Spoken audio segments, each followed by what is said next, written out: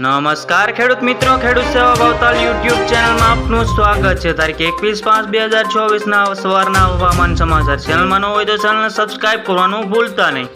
હવામાન વિભાગે આગાહી કરતા જણાવ્યું છે કે એક બાજુ હીટવેવની આગાહી કરવામાં આવી છે તો એક બાજુ ચોમાસાની એન્ટ્રીની આગાહી કરવામાં આવી છે। તો ગુજરાતમાં આ તારીખથી થશે ચોમાસાની ધમાકેદાર એન્ટ્રી। તો હવામાન વિભાગ અનુસાર આ દિવસમાં દેશમાં ચોમાસાની એન્ટ્રી થઈ શકે છે। તો અંદામાન નિકોબાર ટાપુમાં ચોમાસાનું પહોંચ્યું છે। તો હવામાન વિભાગે એક જણાવ્યું છે કે દક્ષિણ પશ્ચિમ ચોમાસું નિર્ધારિત સમય કરતાં 3 દિવસ આગળ ચાલી રહ્યું છે। તો હવામાન વિભાગે સૌથી મોટી આગાહી કરતાં જણાવ્યું છે।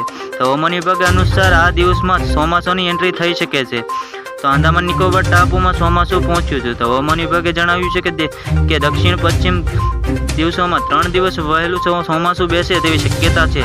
હવામાન વિભાગે આગાહી અનુસાર 4 દિવસ હીટવેવની આગાહી કરવામાં આવી છે। તો ત્યારે હવામાન વિભાગે વધુમાં જણાવ્યું છે કે ગુજરાત પર વધુ એક સંકટ તોળાઈ રહ્યું છે। તો બંગાળની ખાડીમાં વાવાઝોડું એંધાણ છે તો જેની અસર ગુજરાતમાં થઈ શકે છે। તો હવામાન વિભાગે એ પણ આગાહી કરતા જણાવ્યું છે। હવામાન વિભાગે આગાહી અનુસાર આગામી 4 દિવસ હીટવેવની આગાહી કરવામાં આવી છે।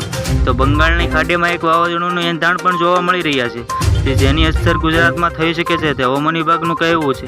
તો હીટવેવની આગાહી પણ કરવામાં આવી છે। તો આગામી 4 દિવસ ગરમીનો પારો ખૂબ જ વધવાની શક્યતા પણ જણાવ્યું છે।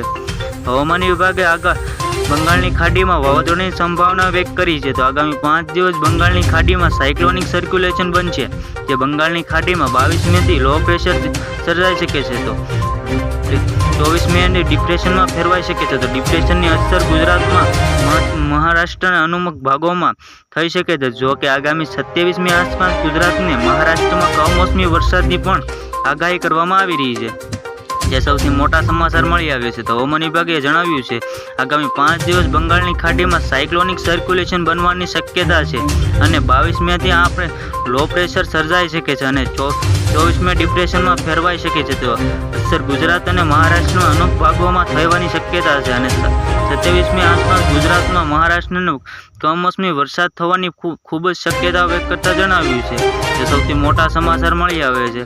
આવી જ રીતે ખેડૂત મિત્રો ફરી મળીએ, જોતા રહો ખેડૂત સેવા યુટ્યુબ ચેનલને તો સબસ્ક્રાઇબ કરવાનું ભૂલતા નહીં ખેડૂત મિત્રો।